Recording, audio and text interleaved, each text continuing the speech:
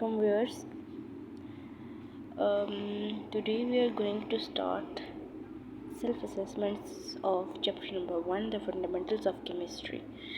We have already uploaded the theory of chapter number 1, fundamentals of chemistry, on the YouTube channel. You may also visit, like, subscribe and share with your friends. Okay, so let's start with first self-assessment. This is, you can see on the page number 10. The page number can be changed, but you have to just focus on what it is talking about. So first question that it is seeing in the self assessment 1.1 is that आप लोगों ने सिर्फ statement को read करना है and आप लोगों ने उसमें की पॉइंट्स आइडेंटिफाई करने हैं कि वो किस फील्ड से रिलेटेड या किस ब्रांच से रिलेटेड हमें बता रहा है. तो ये हमें बता रहा है कि hair contain a special class of proteins called keratins which are present in the nails and wool. Identify the branch of chemistry in this case. अब if you use your common sense that hair and proteins and nails and wool ये सारे biochemistry में यानी ये सारे living organisms में पाए जाते हैं, तो इस वजह से they are included in the biochemistry. Next is the acetylene is the simplest hydrocarbon that contains carbon-carbon triple bond. Hydrocarbons are the compounds of the carbon and hydrogen. Identify the branch of chemistry in this case. अब organic chemistry इस वजह से है क्योंकि इसमें organic compounds का जिक्र किया गया है, carbon and hydrogen. Very simple. So next जो थर्ड क्वेश्चन है which it is talking about is white lead is a pigment used by the artist for the centuries of metal lead in the compound is extracted from its ore gelina. Identify the branch of chemistry in this case. सो इस case में आप लोग ये use कर सकते हैं कि white lead artist centuries extracted from its ore. तो ये सारी जो रिलेशंस इसका बन रहा है, तो this is related to the industrial chemistry. Okay, sulphuric acid is weaker than the hydrochloric acid. Analytical chemistry. Why it is analytical chemistry? Because इसमें हम एनालिसिस कर रहे हैं, कंपैरिजन कर रहे हैं कि सल्फ्यूरिक एसिड जो है वो हाइड्रोक्लोरिक एसिड से ज़्यादा स्ट्रॉन्गर, ज़्यादा वीकर है. Gases can be compressed by applying pressure. Identify the branch of chemistry in this case. So it is a physical chemistry. और ये फिज़िकल केमिस्ट्री क्यों है? क्योंकि इंशाल्लाह जब आप लोग इसी 9th क्लास में जब आप लोग चैप्टर नंबर 5 स्टडी करेंगे, तो इसमें गैसेस की बहुत सारी प्रॉपर्टीज़ डिस्कस की गई हैं. उसमें प्रेशर भी इसकी प्रॉपर्टी है कि गैसेस कंप्रेस हो सकती हैं. तो ये फिज़िकल केमिस्ट्री से रिलेटेड है, लॉज एंड थ्योरी से रिलेटेड है. तो this is included in the physical chemistry. Next is the some examples of the complete protein food are the meat, milk and eggs. Identify. Next, again these are all related to the biochemistry, that is the living organism, so its branch is the biochemistry. Element radium decays by emitting the alpha particles and is converted into the another element, radon. Identify the branch of chemistry in this case. अब इसमें देखें जो element radium है decays by emitting the alpha particles and is converted to the another element radon. That is डिकेशन का जो process है कि एक एलिमेंट जो है वो टूट जाता है मुख्तलिफ़ किस्म के एलिमेंट्स में. This is the nuclear chemistry. Nuclear change हो रहा है, एक एलिमेंट से बहुत सारे एलिमेंट्स बन रहे हैं. सो नेक्स्ट 8 जो है, calorimeter is a device that measures the amount of heat substance absorbs on heat or emits on cooling. Identify the branch of chemistry in this case. Calorimeter एक device है कि जिससे हम हीट को major कर सकते हैं एंड सब्सटेंस एब्जॉर्ब्स हीटिंग और एमिट्स ऑन कूलिंग.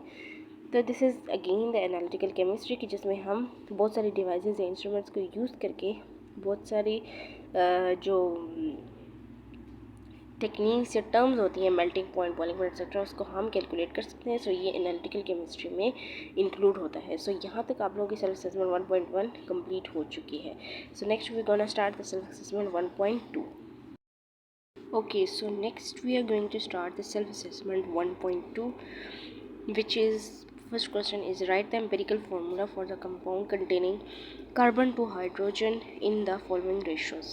जो फॉलोइंग रेशोज़ हमें दी गई हैं उनमें कार्बन और हाइड्रोजन के अकॉर्डिंगली हमने एम्पेरिकल फार्मूला बनाना है.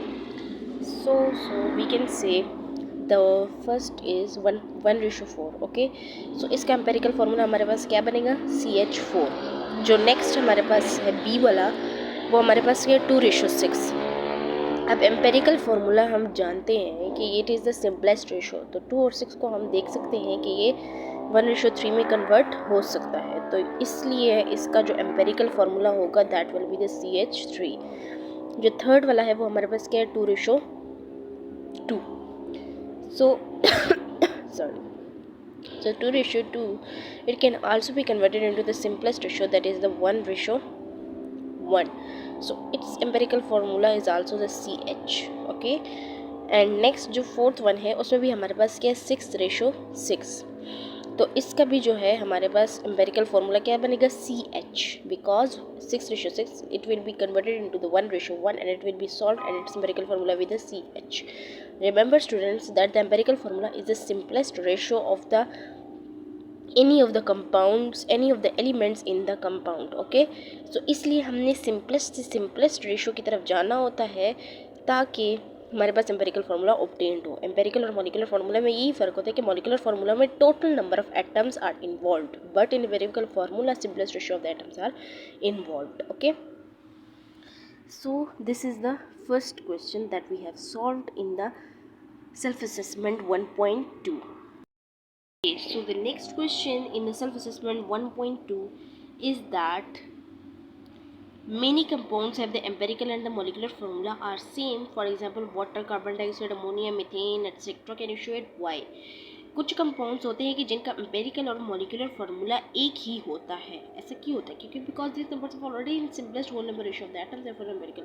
सिंपल सी बात है कि इन कंपाउंड्स का ऑलरेडी सिंपलेस्ट रेशियो में होता है। अब जैसे वाटर की एग्जांपल लें तो 2:1 आता है, इसको हम सिंपलेस्ट मज़ीद और डिज़ोल्व या मज़ीद और सॉल्व नहीं कर सकते। इसी तरह कार्बन डाइऑक्साइड में देखिए 1:2 रेशो आती है, 1:2 रेशो आती है, इसको हम मज़ीद सॉल्व नहीं कर सकते, it is already in the simplest ratio.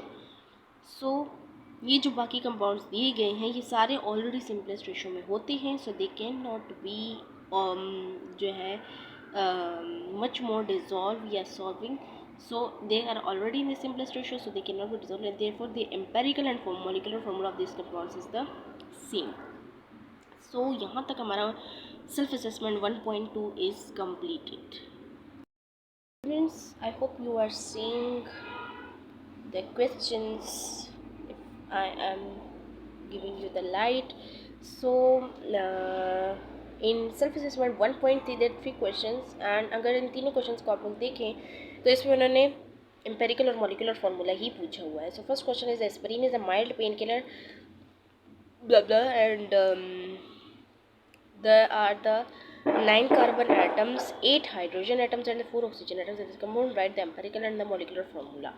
अब जनाब फर्स्ट क्वेश्चन में उन्होंने आपको मॉलिक्यूलर फार्मूला ये दिया गया है, ये this is the molecular formula, और इसको जब हम मज़ीद डिज़ोल्व करेंगे या इसको मज़ीद सॉल्व करेंगे तो एम्पेरिकल फार्मूला भी इसका यही बनेगा।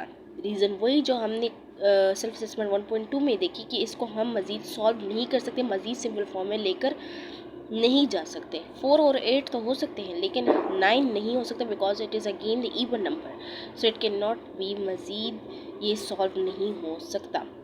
अच्छा, अगर आप लोग अपनी बुक में देखिए जो नेक्स्ट क्वेश्चन है उसमें उन्होंने लिखा हुआ है कि vinegar it contains 2 carbons 4 hydrogens and the 2 oxygen atoms. इसका भी हमने एम्पेरिकल और मॉलिक्यूलर फार्मूला लिखना है। जो क्वेश्चन में गिवन है that is the molecular formula, जो कि हमने एज इट इज़ उतार दिया है, इसको हम मज़ीद सॉल्व कर सकते हैं, तो इसका एम्पेरिकल फार्मूला चेंज होकर CH2O बन गया है, ओके।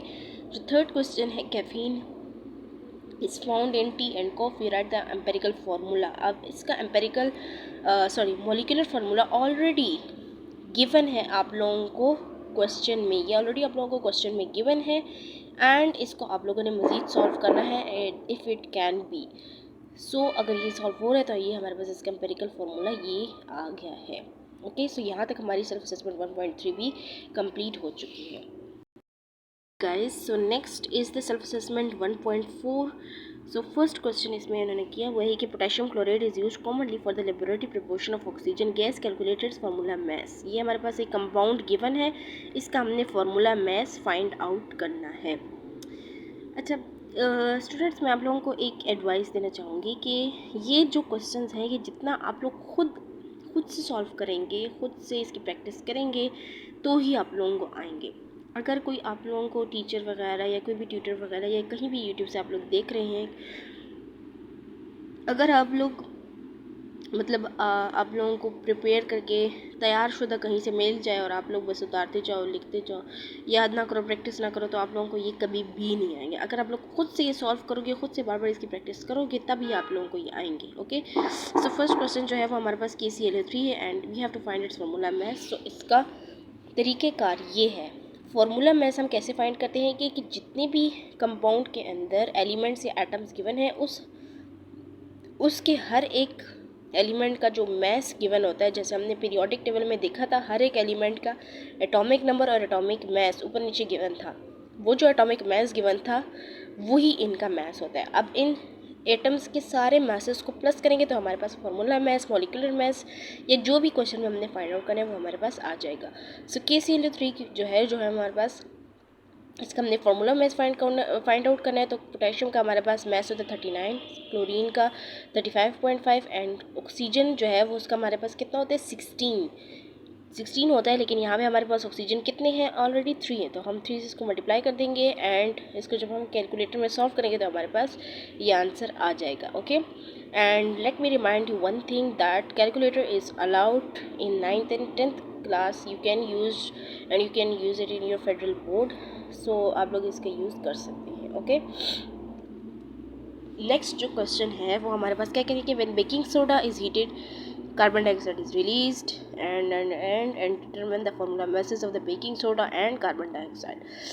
नेक्स्ट भी सेम हमारे पास यही है कि जो हमारे पास baking soda NaHCO3 and carbon dioxide का फॉर्मूला मैस कैलकुलेट करना है। सिंपल, हम सब के मैसेज लगा देंगे, उसको सॉल्व करके आंसर हमारे पास आ जाएगा। रिमेंबर कि जितने भी हमारे पास नंबरिंग गिवन होगी उसको हम मल्टीप्लाई कर देंगे, मतलब 3 × 16 करके उसका आंसर हम कैलकुलेट कर देंगे। नेक्स्ट हमारे पास क्या, कार्बन डाइऑक्साइड, इसमें हमारे पास कार्बन का 12, ऑक्सीजन का 2 और ऑक्सीजन हमारे पास कितने 16, तो 2 से मल्टीप्लाई कर देंगे, 44 AMU will be your answer. जो नेक्स्ट थर्ड क्वेश्चन है उसमें उन्होंने ammonium nitrate and urea given किया है and we have to find out its formula mass. So इसमें भी हम यही करेंगे कि 14 को 2 से, अब ये एक ट्रिकी है स्टूडेंट्स, आप लोगों ने इसको गौर से देखना है। NH2, अब इनके बाहर भी ये 2 लगा हुआ है, ये वाला 2 CO। ओके, सो नाइट्रोजन का जो भी फार्मूला मैस होगा या मैस इन ग्राम होगा उसको हम 2 से मल्टीप्लाई करेंगे, क्योंकि ये जो 2 है ये इन दोनों से मल्टीप्लाई हो रहा है जो कि ब्रैकेट के अंदर है। तो 2 × 14 प्लस जो ये हमारे पास हाइड्रोजन है वो हमारे पास कितने 2, तो ये 2 हाइड्रोजन इस 2 वाले से मल्टीप्लाई हो जाएंगे। वैसे अगर हम पीरियोडिक टेबल में देखें तो हाइड्रोजन का जो मैस है वो 1 होता है, लेकिन यहाँ पे भी हाइड्रोजन 2 है और इसके बाहर भी 2 है, तो इसलिए हम 2 × 2 करेंगे। इस पॉइंट पे आप लोगों ने कंफ्यूज नहीं होना। फिर भी आप लोगों को कोई इशू है तो you can ask me from my comments. Okay, next हमारे पास जो है वो है कार्बन का 12 और ऑक्सीजन का 16। इस सबको हम सॉल्व करेंगे तो हमारे पास 60 MU will be the answer. Next is ammonium nitrate, 14 + 4। अब ये 4 × 1 हमने किए बिकॉज 4 हाइड्रोजन है और हाइड्रोजन का मैस 1 है।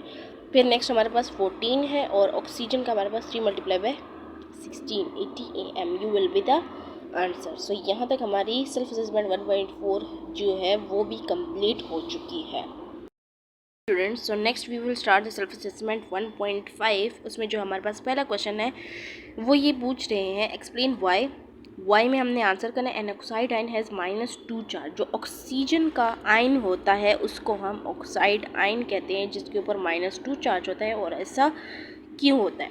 देखिए स्टूडेंट, सिंपल सी बात है, आप लोग इंशाल्लाह जो थर्ड चैप्टर है उसमें आप लोग एटॉमिक नंबर और मैस नंबर पढ़ेंगे। ओके, वैसे तो आप लोगों ने फर्स्ट चैप्टर में भी इसकी डेफिनेशन वगैरह कर ली है, लेकिन आप लोगों को ये पता होना चाहिए कि जो एटॉमिक नंबर होता है वही नंबर ऑफ़ प्रोटॉन्स उसी एटम के होते हैं, और जो एटॉमिक मैस तो ऑलरेडी गिवन होता है ना।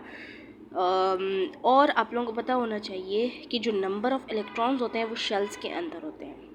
अब जो हमारे पास सबसे आउटर मोस्ट शेल होता है उसको हम क्या कहते हैं? उसको हम वैलेंस शेल कहते हैं। वैलेंस शेल कि जिससे हमें वैलेंसी का पता चलता है कि इस एटम के अंदर या ये एटम एक्सेप्ट कर सकता है इलेक्ट्रॉन या ये एटम जो है वो डोनेट कर सकता है इलेक्ट्रॉन।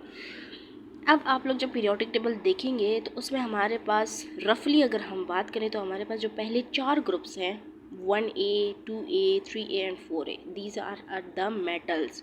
और मेटल्स हमेशा इलेक्ट्रॉन्स जो हैं वो क्या करते हैं, डोनेट करते हैं। और जो हमारे पास राइट साइड पे जो एटम्स या जो पीरियोडिक टेबल में एलिमेंट्स हैं जिसको हम कहते हैं कि 5A, 6A, 7A and 8A, रफली दे आर नॉन मेटल्स। और नॉन मेटल्स जो है वो हमेशा इलेक्ट्रॉन क्या करते हैं, एक्सेप्ट करते हैं। तो ये जो ऑक्सीजन है it belongs to the group number 6, ये ग्रुप 6 से बिलोंग करता है। और इसका अगर हम देखें एटॉमिक नंबर जो है वो इसका क्या, 8। सो इसके अंदर 8 प्रोटॉन्स हैं and 8 neutrons. Thus its nucleus has a charge of +8 around the nucleus, इसके न्यूक्लियस के अराउंड जो है वो +8 चार्ज है। And 10 electrons with the total of charge -10 there are oxide ion. अच्छा देखिए, अब इस बात का मतलब क्या है कि इसका एटॉमिक नंबर जो है वो हमारे पास क्या है, ऑक्सीजन का, दैट इज़ 8। लेकिन इसके वैलेंस शेल में कितने इलेक्ट्रॉन हैं, 6। ये जो वैलेंस शेल में इलेक्ट्रॉन है ये हमें कैसे पता चला, फ्रॉम द ग्रुप नंबर।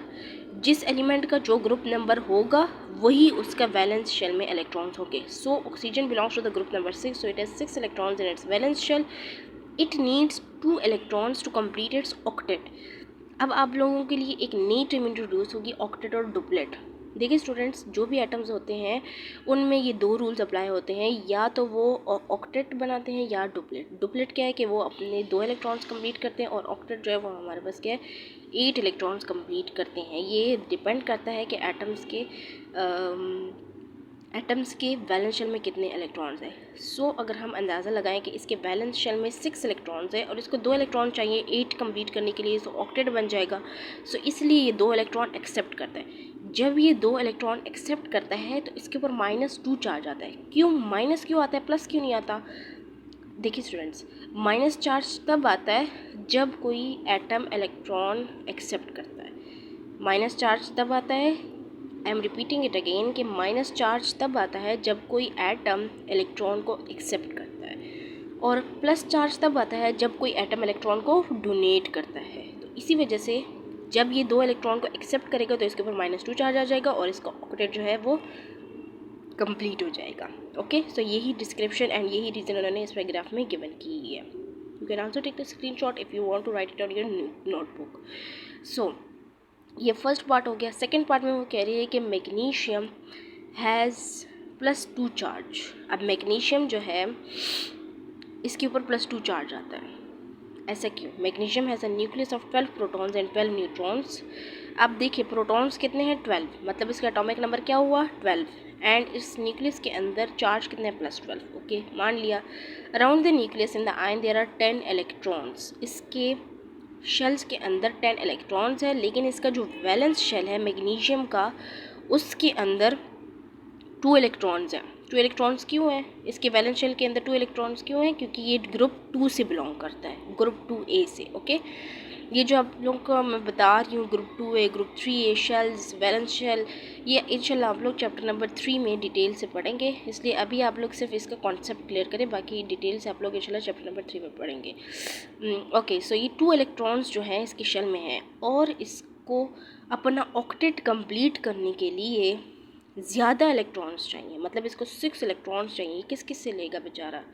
तो इसीलिए ये अपने 2 इलेक्ट्रॉन जो है वो किसी को डोनेट कर देता है, ताकि इसका जो वैलेंस शेल है वो खाली हो जाए, और जो नेक्स्ट वैलेंस शेल है जो सेकंड वाला है वो उसके अंदर 8 इलेक्ट्रॉन्स ऑलरेडी हैं, तो उसका ऑक्टेट जो है वो ऑलरेडी कंप्लीट हो जाएगा। तो इसी वजह से इसके ऊपर +2 चार्ज आता है। प्लस क्यों? क्योंकि इसने इलेक्ट्रॉन लूज़ किया है, इसने इलेक्ट्रॉन लूज़ किया तो इसके ऊपर +2 चार्ज आता है। नेक्स्ट हमारे पास क्या है, सल्फाइड आइन, इट हैज़ -2 चार्ज। अब ये जो सल्फ़र है और ऑक्सीजन ये एक ही ग्रुप से बिलोंग करते हैं, मतलब ये भी ग्रुप 6 से है और ये भी ग्रुप 6 से है, तो दोनों की रीज़न क्या होगी, सेम होगी। इसके ऊपर भी -2 चार्ज है, इसके ऊपर भी -2 चार्ज है, ये भी ग्रुप 6, ये भी ग्रुप 6, इसको भी 2 इलेक्ट्रॉन चाहिए कंप्लीट करने के लिए ऑक्टेट, और इसको भी 2 इलेक्ट्रॉन चाहिए, तो दोनों की रीज़न सेम है। ओके, तो हमारी self assessment 1.5 is completed and self assessment 1.6 इतनी इंपॉर्टेंट नहीं है, बट आप लोगों को पता होना चाहिए। मैं आप लोगों को सॉल्व करवाता हूँ। Identify the ions, molecular ions, free radicals from the following. आप लोगों को फॉलोइंग कुछ स्पीशीज़ दी गई हैं, उसमें से आप लोगों ने फाइंड करना है कि इसमें आयंस कौन से हैं, molecular ions and free radicals कौन से हैं, और उसकी निशानियाँ क्या हैं। आप लोगों को मैंने थ्योरी में समझाए थे। आयंस के ऊपर कोई ना कोई चार्ज होगा, पॉजिटिव या नेगेटिव। मॉलिक्यूलर आयंस यानी जो मॉलिक्यूल्स मतलब दो या दो से ज़्यादा एटम से मिलकर बने हो और उनके ऊपर भी चार्ज हो, और फ्री रेडिकल जिनके ऊपर इलेक्ट्रॉन्स हो, फ्री रेडिकल हो उनके ऊपर, ठीक है। अब ये देखिए यहाँ पे हमारे पास कि Cn negative, okay, cyanide ion है, तो ये हमारे पास क्या है, this is the molecular ion, okay. Helium plus 2, this is the, ये आयन है सिर्फ, ये जो हीलियम प्लस 2 है दिस इज़ ओनली आयन, क्योंकि ये एटम है, जस्ट अ सिंगल एटम, ये आयन है, and this is the molecular ion. और ये जो N-3 है this is also the ion, क्योंकि इसके ऊपर -3 चार्ज है, और ये जो है ये हमारे पास क्या है, मॉलिक्यूलर आयन, ओके। इसमें हमारे पास जितने भी हमारे पास गिवन है इसमें से कोई भी ऐसा नहीं है कि जिसमें फ्री रेडिकल हो। फ्री रेडिकल की एग्जांपल ये आप लोग को ऊपर नज़र आ रही है कि क्लोरीन फ्री रेडिकल है, इसके ऊपर ये एक क्लोराइड आयन, मतलब ये एक इलेक्ट्रॉन जो है वो एक मतलब पेयर में नहीं है, तो इसके ऊपर एक डॉटेड शो किया हुआ है, तो ये क्लोरीन फ्री रेडिकल है, ओके। बाकी ये मॉलिक्यूलर आयन है, ये दोनों आयन है, और ये भी मॉलिक्यूलर आयन है। So self-assessment 1.7 I am skipping because it is not that much as important as in federal board. So I am starting the self-assessment 1.8 और इसमें हमें गिवन किया हुआ है कि calculate the mass of 1 mole of copper, iodine, potassium and the oxygen. So let's get started. 1 mole of copper, पहले उन्होंने copper का पूछा हुआ है, तो 1 मोल ऑफ कॉपर जो है वो हमारे पास क्या 63.5 ग्राम, ये हमारे पास कहाँ से आया, आप लोगों को मैं बार बार बता रही हूँ कि जो पीरियोडिक टेबल में इसका मैस गिवन है वही मैस ऑफ 1 मोल इसका आंसर है। अब आयोडीन के केस में ये कुछ डिफरेंट हो सकता है। Iodine occurs as diatomic molecules, iodine जो है वो हमेशा डायटोमिक मतलब 2 I2 के फॉर्म में एग्जिस्ट करते हैं, तो इस वजह से इसके मैस को हम 2 से मल्टीप्लाई करेंगे तो हमारे पास ये आंसर आ जाएगा, okay. Mass of 1 mole of iodine is 253.8 gram. अब mass of 1 mole of potassium that is again इसका 39 ग्राम है, ये सिंगली एग्जिस्ट करता है। And oxygen also occurs as diatomic molecule, से इसको भी हम 2 से मल्टीप्लाई करेंगे तो 32 AMU will be the answer, okay.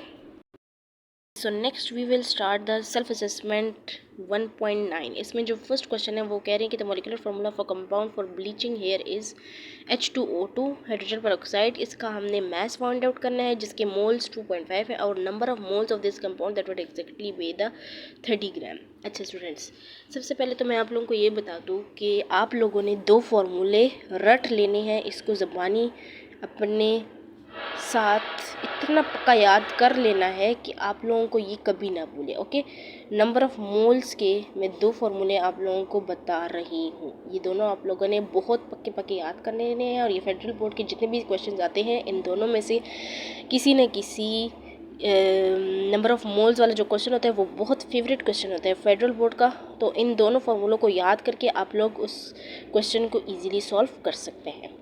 So number of moles का फर्स्ट फार्मूला है that is the mass in gram divided by molar mass, okay. ये फर्स्ट फार्मूला, और जो सेकंड फार्मूला है वो हमारे पास क्या, number of molecules multiply by Na। ये जो Na है ये आप लोगों को पता है कि this is the Avogadro's number, और ये स्टैंडर्ड है, और इसकी वैल्यू जो है वो हमारे पास कितनी होती है, यस एग्जैक्टली 6.0×10⁻23। सो इस क्वेश्चन में भी हमारे पास नंबर ऑफ़ मोल्स का फार्मूला लगेगा, लेकिन हमने डाटा के अकॉर्डिंग फार्मूला लगाना है, जो डाटा हमारे पास गिवन होगा उसके अकॉर्डिंग। तो इस डाटा के अकॉर्डिंग हमारे पास फर्स्ट फार्मूला लगेगा। नंबर ऑफ़ मोल्स गिवन है, लेकिन मोलर मैस हमने खुद फाइंड करना है। मोलर मैस हम कैसे फाइंड करेंगे, सबके जो मैसेज होते हैं उनको हम कैलकुलेट करेंगे तो हमारे पास मोलर मैस आ जाएगा। और याद रखना है स्टूडेंट्स कि हर एक के साथ आप लोगों ने यूनिट लाजमी लिखना है। तो मोलर मैस का जो यूनिट है वो हमारे पास क्या, ग्राम पर मोल, मोल के साथ मोल्स लिखना है, मैस के साथ ग्राम लिखना है। नंबर ऑफ मोल्स लगाएंगे mass in gram divided by molar mass, तो हमारे पास 30/34, ये हमारे पास 0.88 आंसर आ गया, ओके। अच्छा नेक्स्ट क्वेश्चन जो है वो हमारे पास वो कह रही है कि spoon of table salt contains 12.5 grams of this salt, okay. Calculate the number of moles. अब इन्होंने मैस इन ग्राम दे दिया है और एक कंपाउंड दिया है, अब हमने number of moles find out करना है। बहुत सिंपल सा है, ये देखें, आई have solved it. Mass of NaCl question में गिवन है, ये मोलर मैस हम खुद फाइंड करने के 23 + 35.5 58.5 ग्राम पर मोल।